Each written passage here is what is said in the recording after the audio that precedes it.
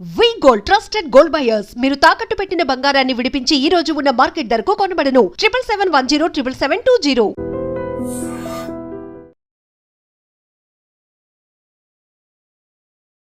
Welcome to iDream Media. So విమెన్లో heart attack ఈ మధ్యకాలంలో మనం ఎక్కువగా వింటూ ఉన్నాము. జనరల్గా కూడా విమెన్ చాలా ప్రొటెక్టివ్గా ఉంటారు, వాళ్ళ హార్మోన్స్ వాళ్ళని ప్రొటెక్ట్ చేస్తాయి ఇలా చెప్తూ ఉంటారు. కానీ ఈ మధ్యకాలంలోనే ఎందుకు హార్ట్ అటాక్ అనేది పెరిగింది, రాకుండా జాగ్రత్తలు ఏం తీసుకోవాలి, ట్రీట్మెంట్స్ అంటే ఏమున్నాయి, వివరాలు తెలుసుకుందాం. మనతో పాటు ప్రముఖ interventional cardiologist doctor Kiran Teja గారు ఉన్నారు. డాక్టర్ గారు నమస్తే అండి. నమస్తే. అంటే ఎప్పుడు చెప్తారు ఏంటంటే హార్ట్ అటాక్ అనేది ఎక్కువగా మేల్లోనే వస్తుంది, వాళ్ళ హార్మోన్స్ వాళ్ళని ప్రొటెక్ట్ చేస్తాయి విమెన్ని అని. కానీ ఎందుకు హార్ట్ అటాక్ వస్తుంది ఇప్పుడు కంపేర్ చేసినా కూడా మగవాళ్ళకే ఎక్కువగా ఉంటుంది ఆడవాళ్ళకంటే. ఇప్పుడు ఎందుకు మారిపోయింది అంటే లైఫ్ స్టైల్ చాలా మారిపోయింది. ఇదివరకు మగవారికి మాత్రమే ఉండే కొన్ని అలవాట్లు ఇప్పుడు ఆడవారికి కూడా ఉన్నాయి. స్ట్రెస్ కానీ, సిగరెట్ స్మోకింగ్ కానీ, ఆల్కహాల్ కన్సంప్షన్ కానీ ఇప్పుడు మగవారితో పాటు ఆడవాళ్ళు కూడా చేస్తున్నారు కాబట్టి కొద్దిగా పెరిగింది. బట్ ఇప్పుడు కూడా మీరు మగవాళ్ళని ఆడవాళ్ళని ఇద్దరిని కంపేర్ చేస్తే మగవాళ్ళకే ఎక్కువగా ఉంటుంది. ఎస్ట్రోజన్ అనే ఒక హార్మోన్ ఏదైతే ఆడవాళ్ళకు ఉందో అది ఆర్టరీ రక్తనాళాల్లో బ్లాక్ కాకుండా చాలా వరకు కాపాడుతుంది. అందుకే మీరు బాగా గమనిస్తే 45 ఏళ్ల వరకు యూజువల్గా ఆడవాళ్ళకి గుండెపోటు రాదు, 45 ఏళ్ల తర్వాత చాలా ఎక్కువగా వస్తుంది. కానీ ఇది గమనించాలంటే రిస్క్ ఫ్యాక్టర్స్ ఏవైతే మనకు ఉంటాయో, అంటే ఫ్యామిలీ హిస్టరీ కానీ, షుగర్ కానీ, బీపీ కానీ, ఇందాక చెప్పినటువంటి అలవాట్లు కానీ, స్ట్రెస్ కానీ, ఇటువంటివి ఏమైనా ఎక్కువగా ఉన్నాయి అంటే 45 ఏళ్ల లోపు కూడా వచ్చే ఛాన్స్ ఉంది. కానీ మగవారితో పోలిస్తే తక్కువ. కానీ విమెన్లో హార్ట్ అటాక్ వస్తే మెన్కి వచ్చినట్లు లక్షణాలు ఏం తెలియవు అంటారు, అవునా డాక్టర్ గారు? మగవారికి యూజువల్గా చాలా సివియర్గా పెయిన్ అది వస్తుంది. ఆడవారికి సిమ్టమ్స్ కొంచెం వేరేలాగా ఉంటాయి. వాళ్ళకి ఆయాసం రావడం, బాగా వీక్నెస్ అనిపించడం, యాంగ్జైటీ లాగా అనిపించడం, ఇటువంటివి యూజువల్గా ఉంటాయి. నొప్పి వచ్చినా డిస్కంఫర్ట్ అని చెప్తారు తప్పించి మగవారు చెప్పినట్టుగా భారంగా ఉంది అని యూజువల్గా చెప్పరు. అసలు చెప్పరని కాదు, బట్ తక్కువగా చెప్తారు. సో ఈ సిమ్టమ్స్ని ఆడవారు మామూలుగా ఈరోజు ఎక్కువ పని ఉంది అని నెగ్లెక్ట్ చేయడం వల్ల డిలేడ్గా ప్రెజెంట్ అవుతారు. మగవారికి వచ్చే సివియర్ సిమ్టమ్ ఉంటుంది కాబట్టి వాళ్ళు వెంటనే వస్తారు. యాంగ్జైటీ లాగా వాళ్ళకి దడ వచ్చి చనిపోతానేమో అని అనిపించి, మనం నార్మల్గా పానిక్ అటాక్ అని పిలుస్తాం కదా, అటువంటి సిమ్టమ్స్ ఆడవారికి ఎక్కువగా వస్తుంటాయి. ఇంకా ఏం లక్షణాలు హార్ట్ అటాక్ లో ఉంటాయి డాక్టర్ గారు? యూజువల్ గా అందరికీ వచ్చేది ఛాతీలో నొప్పి బాగా ఎక్కువగా వస్తుంది. అది కూడా ఛాతీ మొత్తం రావాలి. ఏదైనా ఒక్క పర్టికులర్ పాయింట్ లో వస్తుంది అంటే యూజువల్ గా హార్ట్ డిసీజ్ అయి ఉండదు. దాంతో పాటుగా చెమటలు రావడం, వామిటింగ్ వచ్చినట్టు అనిపించడం, ఇవి అందరికీ వచ్చే లక్షణాలు. ఎస్పెషల్లీ ఆడవాళ్ళ గురించి మాట్లాడుతున్నాం కాబట్టి వాళ్ళకి బాగా వీక్గా అనిపించడం, గుండె బాగా దడ అనిపించడం, ఏమి పని చేయలేకపోవడం, నాజియా, వామిటింగ్ సెన్సేషన్స్ బాగా రావడం, ఇటువంటివి ఎక్కువగా ఉంటాయి. నాజియా వామిటింగ్ కూడా ఉంటుందా డాక్టర్? డెఫినెట్ గా ఉంటుంది. చాలా మంది నాజియా వామిటింగ్ ఉంటే అది గ్యాస్ట్రైటిస్ అనుకుంటా. ఓన్లీ నాజియా వామిటింగ్ ఉండదు, దాంతో పాటు అసోసియేటెడ్ ఆయాసం కానీ, చెమటలు పడడం కానీ ఉంటుంది.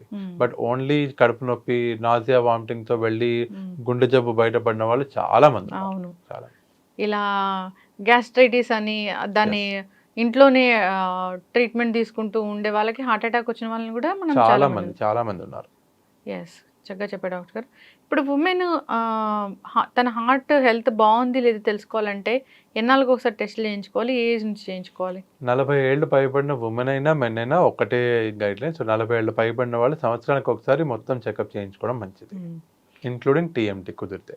ఓకే. ఈసీజీ ఒకటి బాగుంటే? ఈసీజీ ఒక్కదాంతో యూజువల్గా మనం ఏం చెప్పలేము. కొన్నిసార్లు ఈసీజీ నార్మల్ ఉండి, ఎక్కువ నార్మల్ ఉండి అయినా కానీ బ్లాక్ ఉండే వాళ్ళు చాలా మంది ఉంటారు. సో ఒకవేళ 60 నుంచి 70% వరకే బ్లాక్ ఉంది, కూర్చున్నప్పుడు రక్తం సప్లై సరిపోతుంది హార్ట్కి, అప్పుడు ఈసీజీలో కానీ ఎక్కువలో కానీ ఏం కనిపించదు. ఎప్పుడైతే మనం స్ట్రెయిన్ చేస్తామో, అంటే నడిపించి పరిగెట్టించి టీఎంటీ చేస్తాం కదా, అటువంటి టైంలో ఆ బ్లాక్ వల్ల రక్తం సప్లై సరిపోక ఈసీజీలో తేడా రావడం, ఆయాసం రావడం, ఇవి ఫస్ట్ ప్రిలిమినరీగా బయటపడతాయి. మళ్ళీ థ్రెడ్మిల్ చేశాక మళ్ళీ ఈసీజీ తీస్తారా డాక్టర్ గారు? థ్రెడ్మిల్ టైంలో ఈసీజీ తీయడాన్నే మనం థ్రెడ్మిల్ టెస్ట్ అంటాం. ఓకే, అప్పుడు ఈసీజీ వస్తుంది. ఓకే, సో అదైతే ఇంకా అక్యురేట్ అన్నమాట, కరెక్ట్ గా వచ్చింది. దాన్ని కూడా నేను అక్యురేట్ అని పిలవను. గోల్డ్ స్టాండర్డ్ ఏది అంటే ఎప్పుడైనా యాంజియోగ్రామే ఉంటుంది. ఒకవేళ బాగా రిస్క్ ఫ్యాక్టర్స్ ఉన్నాయి, షుగర్, బీపీ ఉంది, ఫ్యామిలీ హిస్టరీ స్ట్రాంగ్ గా ఉంది, అప్పుడు 40 ఏళ్ళు పైబడిన వాళ్ళు ఒక్కసారి సిటీ యాంజియోగ్రామ్ చేయించుకోవడం మంచిది. ఎటువంటి సిమ్టమ్ లేకపోతే. సిమ్టమ్స్ ఉన్నాయి అనుకోండి, అప్పుడు నార్మల్ యాంజియోగ్రామ్ చేయించుకోవాలి. సిటీ యాంజియో అనేది ఒకసారి చేయించుకున్నా డాక్టర్ గారు. 3 ఇయర్స్ వరకు మనకేం రాదా? ఏమీ రాదని ఎవరు చెప్పలేరు. ఎలా హార్ట్ అటాక్ ఎలా ఉంటుందంటే ఈవెన్ ఒక 30% బ్లాక్ ఉన్నది కూడా ఏదన్నా ఒకరోజు సడన్గా ఓపెన్ అవ్వచ్చు. బేసిక్గా ప్లాక్ అనేది ఓపెన్ అయినప్పుడు రక్తం సడన్గా క్లోజ్ అయిపోవడం వల్ల గుండెపోటు వస్తుంది. సో నార్మల్ ఏరియాలో కూడా వచ్చే ఛాన్స్ ఉంది. మనం ఏం చెప్పగలుగుతామంటే ప్రస్తుతానికి మీ హార్ట్లో ఎటువంటి బ్లాక్ లేదు, స్లోగా ప్రోగ్రెస్ అయ్యి వచ్చే జబ్బు మీకు ఇంకో 5 ఏళ్ల పాటు రాదు. సడన్గా వచ్చే జబ్బు ఎప్పుడైనా రావచ్చు, అది ఎవరికైనా రావచ్చు. సిటీ అంచు ఎలా చేస్తారు డాక్టర్ గారు? నార్మల్ సిటీ స్కాన్ లాగానే ఉంటుంది. దానికి చేతి నుండా ఒక ఇంజెక్షన్ పెట్టి కలర్ ఇస్తారు. ఎప్పుడైతే ఆ కలర్ గుండెని రీచ్ అవుతుందో అది ఫిల్మ్ చేసి మనకి సిటీ స్కాన్ రిపోర్ట్ ఇస్తారు. ఓకే, సో అట్లా తెలిసిపోతుంది. ఎవరికైనా బ్లాక్స్ ఉన్నాయని తెలిస్తే ఏం చేస్తారు డాక్టర్ గారు? యూజువల్గా 50% కంటే తక్కువ బ్లాక్ ఉంటే మెడికల్ మేనేజ్మెంట్ చేస్తాము. 50 నుంచి 70 ఉన్నప్పుడు ఐదర్ సిమ్టమ్స్ ద్వారా కానీ స్ట్రెస్ చేసి కొన్ని టెస్టుల వల్ల కానీ నిజంగా రిక్వైర్మెంట్ ఉందా లేదా చూస్తాము. 70 పైబడిన వాళ్ళకి మాత్రం 70% కంటే ఎక్కువ ఉన్న వాళ్ళకి మాత్రం స్టెంట్ కానీ 1-2 ఉంటే, లేదు సింటాక్స్ స్కోర్ అని ఒక స్కోరింగ్ చేసి స్కోరింగ్ కనుక చాలా ఎక్కువ ఉంటే బైపాస్కి ఇస్తాము, తక్కువ ఉంటే స్టెంట్కి ఇస్తాము. ఓకే, కోవిడ్ తర్వాత ఈ గుండెకు సంబంధించిన వ్యాధులు ఎక్కువగా పెరిగిపోయాయి డాక్టర్ గారు, పెరిగిపోయాయా? డెఫినెట్గా ఎక్కువగానే ఉన్నాయి. సో జనరల్గా ఇప్పుడున్న లైఫ్ స్టైల్లో మీరు ఈ చేంజెస్ చేసుకోండి, ఖచ్చితంగా మీ హార్ట్ హెల్త్ కాపాడుకోండి అంటే ఏం చెప్తారు డాక్టర్ గారు? ఖచ్చితంగా ఫస్ట్ అయితే సిగరెట్ స్మోకింగ్ ఆపేయమని చెప్తాను. అది ఉన్న అన్ని రిస్క్ ఫ్యాక్టర్స్లోకి చాలా డేంజరస్ సిగరెట్ స్మోకింగ్. రెండోది ఈ మధ్య చాలా భారీగా పెరిగిపోతున్న స్ట్రెస్. సో ప్రతివాడు ఎవరిని కదిలించినా నాకు స్ట్రెస్ ఉంది, చాలా స్ట్రెస్ ఉంది అంటే అంత స్ట్రెస్ఫుల్గా ఉన్నప్పుడు ఖచ్చితంగా గుండె జబ్బులు వచ్చే ఛాన్స్ ఎక్కువ. సో రెండోది అది తగ్గించాలి. ఇంకా అందరికీ ఉండే ఆ 3 గుణాలు ఉన్నాయి కదా, షుగర్, బీపీ, కొలెస్ట్రాల్, దాన్ని కంట్రోల్ చేయాలి. పొద్దునే లేచి ఒక అరగంట సేపు వాకింగ్ చేయగలిగినప్పుడు, లేదు యోగా ఒకటి చేసి ఈ 3టిని కంట్రోల్ చేసుకుంటూ అలవాట్లు లేకుండా ఉంటే వచ్చే ఛాన్స్ చాలా తక్కువ. ఓకే, ఇప్పుడు చెప్తున్నారు ఏంటంటే ఈ హార్ట్ అటాక్ రిస్క్ పెరిగిన నేపథ్యంలో ఒక 3 ట్యాబ్లెట్లు మీ ఇంట్లో ఉంచుకోండి, అది ఏదైనా డిస్కంఫర్ట్ అనిపించింది, మీకు హార్ట్ అటాకే వచ్చింది, డాక్టర్ దగ్గరికి వెళ్ళేలోపు ఈ ట్యాబ్లెట్స్ వేసుకోండి అంటున్నారు. అవి ఏంటి, నిజంగానే తీసుకోవచ్చా? ఆస్పిరిన్ అనే టాబ్లెట్ యూజువల్గా అందరం ఇస్తాము, కానీ మనం యూజువల్గా వేసే ఎంట్రిక్ కోటెడ్ ఆస్పిరిన్ తినకూడదు. ఓరల్ మన డిస్పర్సిబుల్ డిస్ప్రిన్ అని వచ్చేది, అది వేసుకోవచ్చు. అది డెఫినెట్గా హెల్ప్ చేస్తుంది. ఈ కొలెస్ట్రాల్ రెడ్యూసింగ్ డ్రగ్ని మేము ఇస్తాం, స్టాటిన్ అని చెప్పి. మూడోది క్లోపిడోగ్రెల్ అని ఒక యాంటీప్లేట్లెట్ ఉంటుంది. ఈ 3 టాబ్లెట్లు వేసుకోవడం మంచిది. ఇది కాకుండా కొంతమంది సార్బిట్రేట్ వేసుకుంటాము అని చెప్తారు.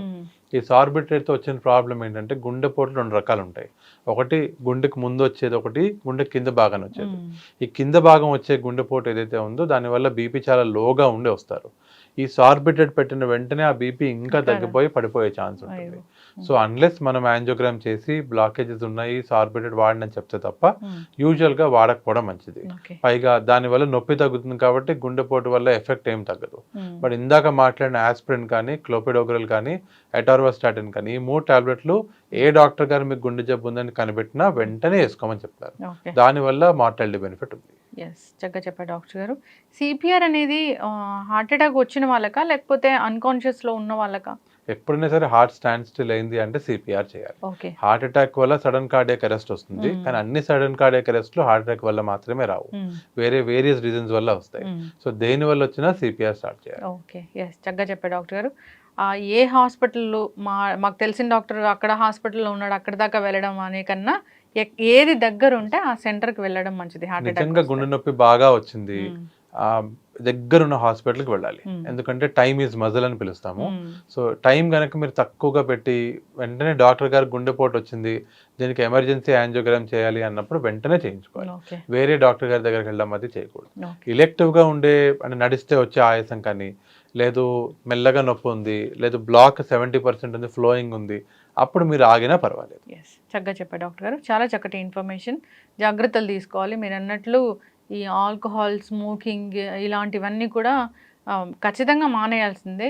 సో ఎందుకు ఉమెన్లో హార్ట్ అటాక్ రిస్క్ పెరిగింది ఇప్పుడంటే మీరు చెప్పారు, వాటిని జాగ్రత్తలు తీసుకోవాలని కోరుకున్నాం. చక్కటి ఇన్ఫర్మేషన్. ఏదైనా కొంచెం డిస్కంఫర్ట్ అనిపిస్తుంది, నొప్పి ఉంది, అదే గ్యాస్ట్రైటిస్ అని వీళ్ళకి తెలిసినా కానీ ఒకసారి డాక్టర్ని సంప్రదిస్తే మంచిది. గ్యాస్ట్రైటిస్ అయితే నో ప్రాబ్లం. ఎస్, చక్కటి ఇన్ఫర్మేషన్ అండి, ధన్యవాదాలు.